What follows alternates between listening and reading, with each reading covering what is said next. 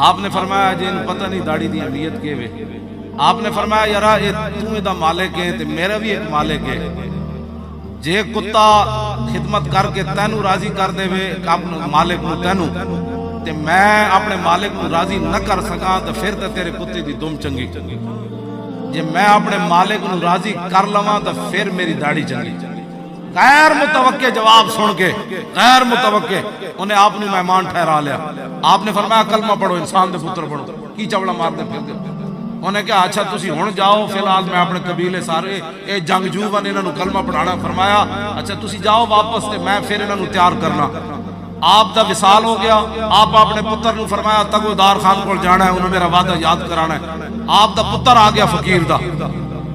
तगोदार खान को जब आया तो उन्हें कहा जनाब सारे ही मुसलमान हो गए लेकिन एक सिपा सालार मुसलमान नहीं होने।